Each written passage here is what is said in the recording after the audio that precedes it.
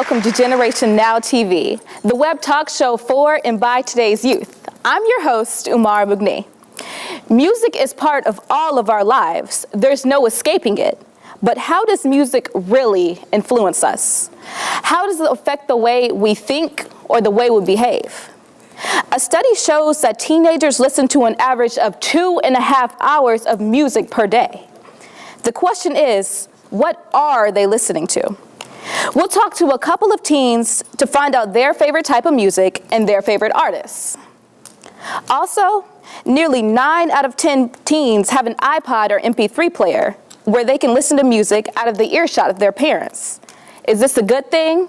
And where does the parents' responsibilities really lie? Today on Generation Now TV, we're going to talk to 2 local music artists and get their take on the topic of music and teens. Plus, stick around for a very special performance. So don't go anywhere. All that's coming next on Generation Now TV.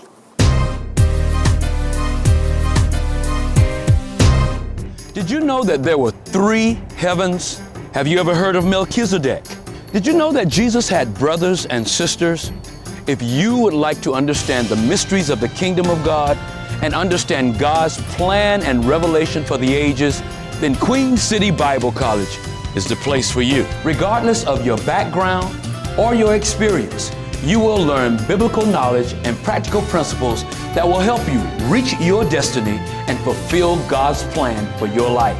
You can enroll as a non-degreed student, or you can enroll in one of our undergraduate or graduate level programs designed with you in mind. The atmosphere is so encouraging. So register now, and in no time you will be on your way to a more effective and enlightened walk with God.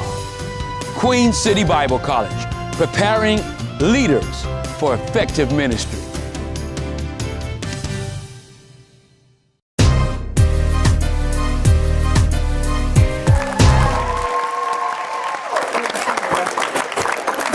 Welcome back to Generation Now TV. Today, we have a special privilege of having 2 national recording artists with us today. We're going to talk about the influence of music on this generation of teens.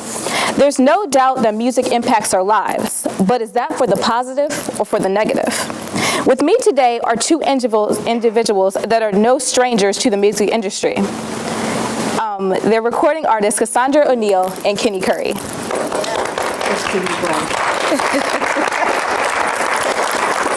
Cassandra and Kenny, thanks for joining us today. Glad to be here. The first question I want to ask Cassandra, tell us a little about yourself. Well, my name is Cassandra. I am a native to Charlotte, North Carolina. Been singing since I was 6 years old, and now I'm new to the recording business, but I'm glad to be a part of the music industry. I love all kinds of music, and I know we'll get into that later. I do love all style. Hadn't got into country yet, but yeah, I do like all styles. All right, now it's your turn. Okay, well, my name is Kenny. I started playing music a long time ago. I actually was reared in a music family. At the age of 4, I started playing piano for my church, and then later on in my early teens, branched off to R&B. I got my experience in different types of music at an early age, and around my early 20s, came back to gospel, and that's where I've been ever since. So, you know, I enjoy music. I think music is a part of my calling. Not that I just like to do it. I believe that's what I'm called to do. So I definitely enjoy all types of music, just like Cassandra stated before as well. Okay, are you a native Charlottean too? No, I'm a South Carolina boy. You know, I was brought up in Rock Hill. Okay. Miss Cassandra, what do you think is the difference between today's music that teens listen to versus what you grew up on? I grew up on real music. What I mean by that, the music in my day, it was a lot. Well, I'm going to come from this aspect, because when I was a teenager, I listened to R&B and, you know, what was out there. And it was a little more cleaner than what's out there now. They're bold enough now to say what they're really thinking. Where when I was growing up, it was just music, what they would call feel-good music. So I think the difference is, you know, today's music is not censored as much. as when I was growing up. Recently, we had a passing of a very famous artist, Whitney Houston. Did you used to listen to her? Oh my gosh, girl! When I was 17, I did a contest. It was a talent search, and I actually came as Whitney Houston. I remember, yeah, I had the red hair and everything. I did, and I actually won that contest. I did her song, "Greatest Love of All." Mm-hmm. So yeah, she was an influence in my life. I wanted to be like her. I wanted to sing like her. So yeah, I miss Whitney. Mm-hmm. I miss her, but yeah, she was a great influence. That is spectacular. Okay. Kenny, when you hear a stat like 1 in 3 popular songs contain references to drugs, alcohol, and sex, what goes through your mind? Well, I think because as being a songwriter, when you write from the heart. Mm-hmm. So what goes through my mind is what's going on with our youth when they're writing these songs. You know, I think not to just be spiritual with it, but I think it's another trick of the enemy to try to poison the minds of our teenagers by using one individual that has an access to spread that vibe throughout our youth. Mm-hmm. I used to get kind of emotional about it because I know there's a lot of gifted young people out there, and like myself, I can't condemn them because I was out there in the same era before in my life, mm-hmm. you know, writing songs about girls. But, you know, I can't say that I never called girls out of their name because I'm like Cassandra. In my day, we wrote about what we felt, mm-hmm. wrote music about what was going on at a particular time. If you look at the rap era when Kool Moe Dee, I know y'all probably don't know anything about that, LL Cool J, they rapped about their sneakers, they rapped about their hats, mm-hmm. they rapped about their attire. Mm-hmm. Nowadays, rappers, they rap about what they want to be. Because if you were to pull down the curtains and see that they really don't possess all the things that they say they do. Mm-hmm. If they had that much money, they wouldn't be on TV flossing, they'd be somewhere spending it. So you have to look at the reality of it, and that's what gets in the mind of our youth. They want to come up and think that money is all that we need. But in this life today, if you don't have God, you don't have anything because money can come and go. Yes. But, you know, of course, the word of God will remain forever. So we just want to spread positive stuff in our youth. Yeah. You know? So because the artists today are more upfront with their money and what they're trying to say, do you think that they're influencing the spirits of youth today?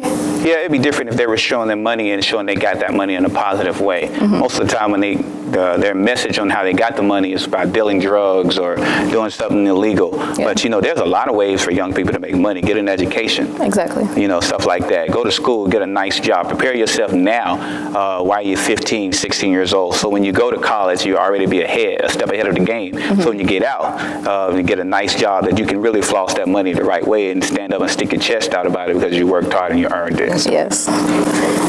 Okay. Cassandra, you have teenagers, if I'm correct. I'll admit it because you said it, but yes, I actually have a 20-year-old and an 18-year-old. Yeah. As a parent, how do you control what they listen to, or can you control it? When they were younger, I'm just being honest. When they were younger, of course, I gave them a good foundation. They grew up, I mean, even in preschool, this, you know, singing Jesus Loves Me, this I know, and then, you know, as they go off to elementary school, I still was able to control what they were listening, the music that they were listening to. And it was pretty much gospel because I was, you know, Christian in my walk and trying to make sure that they were getting that foundation. But as they became 16 and 17-year-old, I think I gave them a good enough foundation that they listen to what they choose to listen to, but they're smart enough to say, hey, that's got all that in it, that's not for me. Yeah. You know, I ain't gonna say that I hadn't walked in and caught, you know, them listen to something else, and we have a discussion about it. I mean, I heard a song the other day, it was on, you know, Pandora, saying I want to kill everybody in the world. I'm like, this is a sad person. I mean, even if I felt that way, I couldn't sing. Could you imagine doing a run? I want to kill everybody. I mean, yeah. So parents can control to a certain extent, but you don't. because we're free will persons. And there's so many And I think avenues. that's I mean, she God, can't sit there 24 hours a day watching. Right. Pretty much like she said, it's got to come up in the rearing. They'll branch out, but with the rearing being instilled, they'll come back. Yeah. That's what the word says. And all music other than gospel is not bad. Right. Yeah. Yeah, my mother tells me all the time, if I'm listening to something that's cussing or something about drugs or sex or something like that, she's like, that affects your spirit, that affects your soul. Right. Even if you don't realize it, it affects your subconscious. So as a follow-up question, what, if anything, can parents do to limit their teens' exposure to negative music influences? Oh, well, I think basically there's a lot of activity that goes on. If parents can get their teens active in youth groups in church, so they can pretty much shower what's going on. I think the best way of improving is doing it in a team spirit way. Getting your youth involved with other youth that may be on the right track. You can't just push them out there and beat it out of them. That's just the way of, and I know every day, even activities that I'm involved with and communities that I'm involved with, everybody's trying to pitch in to find out the best solution to pretty much monitor our teens. So do you guys think too much is a bad thing? What if you shower your kids too much? Do you think that will have negative influences or negative outcomes? Well, I was always told if you push, you may push the wrong direction. I think if you just have a moderate way of monitoring them, the best thing I think is having a relationship with your kids to where you can talk to them, not to where you're their friend, they know that you're their parent, but comfortable enough for them to be able to open up to you. Right. Open communication. Because if they don't open up to you, they're going to open up to someone else. Right. Or something else. Okay, both of you guys have recorded your own music. As artists, who were or are your musical influences? I know you already told me Whitney Houston, but what are some other ones and why? Michael Jackson. Oh, yeah. Michael Jackson. I went through that phase too. That was my junior high school years. Yeah, I wore everything that Michael Jackson had, including the curl with the one right down in the front, off the wall. That was Michael Jackson. Aren't y'all glad the Lord came and saved me? Aretha Franklin. I'm an old head. I mean, what I mean by that, I love old school music, Motown, George Clinton. I mean, I love good jazz too. You're telling your age right now. I ain't ashamed. I look pretty good. I like that. But they still can't get stuff. Those were people who influenced me. Of course, Mahalia Jackson, Pearl Bailey.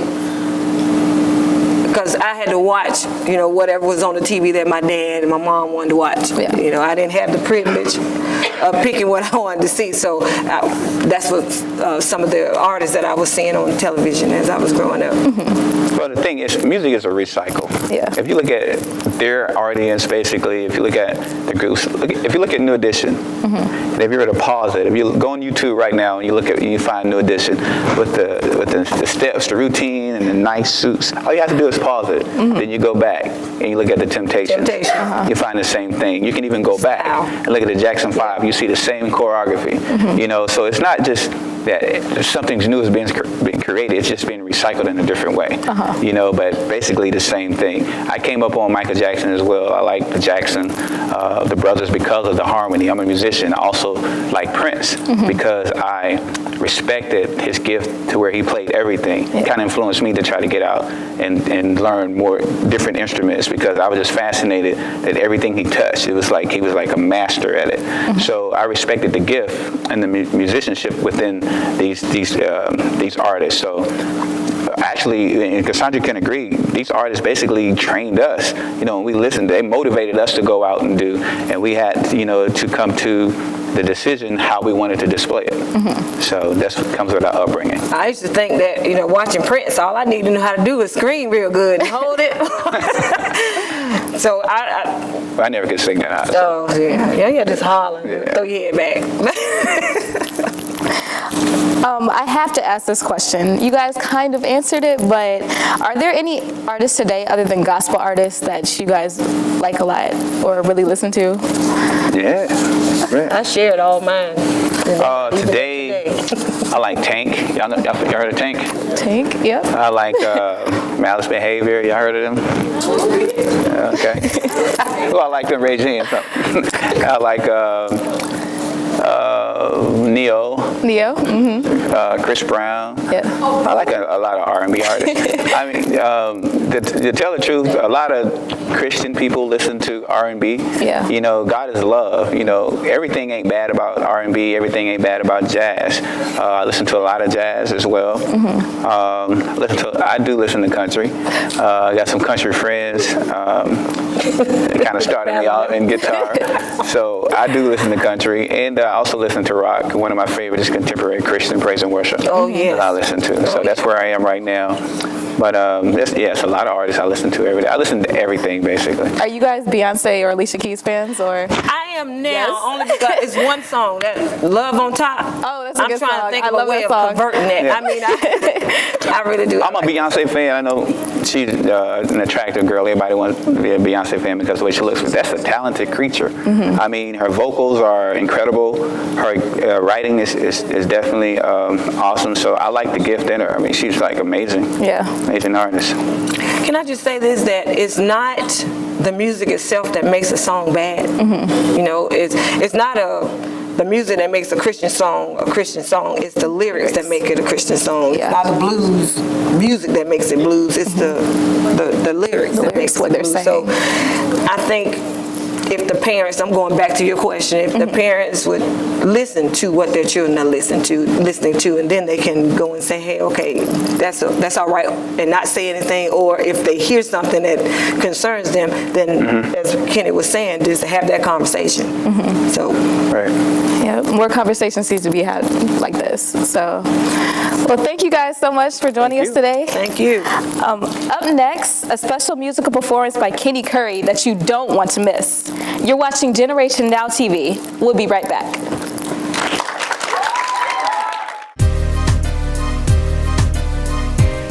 Okay, so Anaya, who is your favorite musical artist and why? Be honest with me. Drake, because I don't know, I just love him. What's your favorite song by Drake? Uptown. Have you heard his new album, Take Care? Because I love that album. It's a really good album. Do you think so? Yeah, I do. I bought it. You bought it? Twice. Twice. Okay. Well, thanks, Anaya. So, Jaren, what type of music do you listen to and why? Hip hop, because it's the most relatable to me, honestly. How is it relatable? Like, can you just feel it or? Feel it, and I'll just like bounce into it. You know, that's just the style of music that I would rather listen to. So it's easy to like dance with. Can you dance for me? Nah, I can't do that. Why not? I can't dance.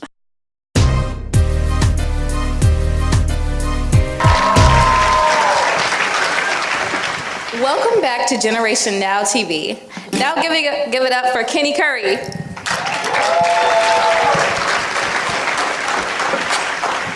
How y'all doing today? Great. All right, we're going to do a song called Holy Are You Lord, but we're going to do pretty much a post-loop part of it, just to show you guys a little bit how acoustic and vocals work together. But I hope you get the message in the song. The song is called You Are My Creator. We were made with God's hands brand new. So if you're going through something in life, God can create, He can deliver you, He can make all things new again. Do y'all believe that today? Amen. Yes. All right.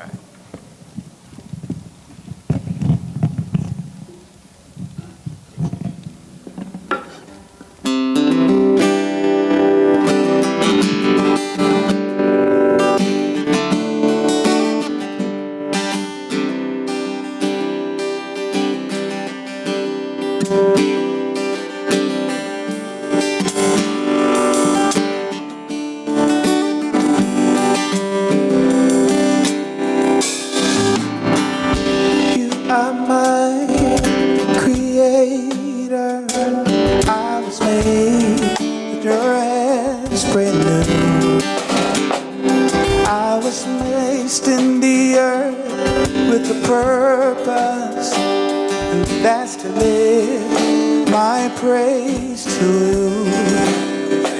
you. You are my creator. I was made with your hands brand new. I was placed in the earth, oh, with the purpose. that's to lift up my praise to you. You are my creator. You are my creator. I was made with your hands brand new. I was placed in the earth. That is to lift up my praise to you. Come on, sing, Brittany. You are my creator. You are my creator. I was made with your hands brand new. I was placed in the earth with a purpose, and that's to lift up my praise to you. Come on, Renee, sing a verse, Renee. You are my creator. I was made with your hands brand new. I was placed in the earth with one purpose. That's to lift up my praise to you. Come on, Black. You are my creator. I was made with your hands brand new. I was placed in the earth with a purpose that's to live up my praise to you. Come on, say it again, Black. Ooh, you are my creator. I was made with your hands brand new. I was placed in the earth with the purpose, Lord, and that's to lift up my praise to you. You are my creator. You are my creator. I was made with your hands brand new. I was placed in the earth, oh God. Oh, with my word, that is to lift up my praise to you. You are my creator, say, oh. You are my creator. I was made with your hands brand new. I was placed in the earth, oh God. That is to lift up my praise to you.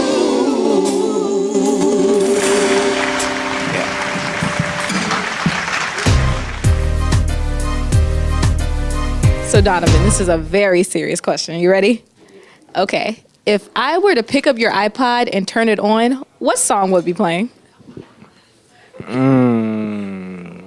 Probably something by Wale or J. Cole, somewhere along those lines. I love J. Cole. Why do you like those two artists? Because They're lyricists, like they come from the heart, and they just find different ways to put things together, pretty much, and that relates to it.